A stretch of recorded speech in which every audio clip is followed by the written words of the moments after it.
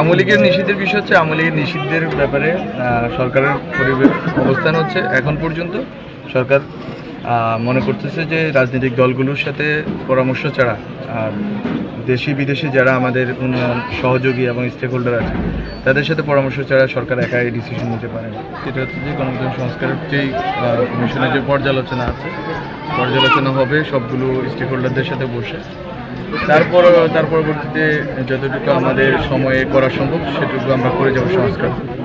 বিশেষ করে বেতন ভাতার বিষয়টা আছে, খুবই এটা সিরিয়াস ইস্যু। আর মালিকানার ইস্যু আছে, মিডিয়া মালিকানার বিষয় আছে।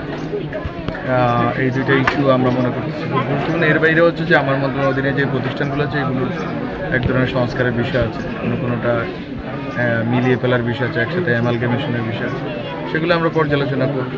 আরও মিটিং হবে, আরও পর্যালোচনা এবং ডক্টর মোহাম্মদ সাহেবের সাথে কথা বলার ভিত্তিতে একটা জায়গায় আমরা পৌঁছাবো আগামী 1-2 মাসের ভিতরে। তারপর আমরা শুরু করব, আর যতটুকু সময় আছে আমরা যতটুকু করে যেতে। আওয়ামী লীগের নিষিদ্ধের বিষয় হচ্ছে আওয়ামী লীগের নিষিদ্ধের ব্যাপারে সরকারের অবস্থান হচ্ছে এখন পর্যন্ত সরকার মনে করতেছে যে রাজনৈতিক দলগুলোর সাথে পরামর্শ ছাড়া দেশি বিদেশি যারা আমাদের উন্নয়ন সহযোগী এবং স্টেক হোল্ডার আছে তাদের সাথে পরামর্শ ছাড়া সরকার একাই ডিসিশন নিতে পারে না। এবং জনগণের যে ইচ্ছার প্রকাশ জনগণ বারবার ঘটাচ্ছে যে আওয়ামী লীগ নিষিদ্ধ, আমরা মনে করি যে সরকার সবার সাথে পরামর্শ পর্যালোচনার ভিত্তিতে একটা সিদ্ধান্ত নেবে। আর যে বিষয়টা বলেছেন নির্বাচনের বিষয়ে ডক্টর মোহাম্মদ ইউনূস বলেছেন যে ডিসেম্বর অথবা জুন 2026, এটা হচ্ছে সংস্কার। কতটুকু হবে, কিভাবে হবে সেটার উপর নির্ভর করবে। আমি মনে করি যে এর ভিতরে আমরা সীমিত রাখি আর কি, এর বেশি উচ্চাশা সরকারের ভিতর থেকেও নাই।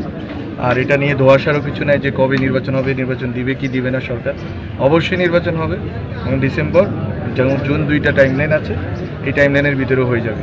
এটা একেবারে এই কথার বাইরে হয়তো সরকার যাবে না। এটা হচ্ছে আমাদের দিক থেকে আমাদের পর্যবেক্ষণ।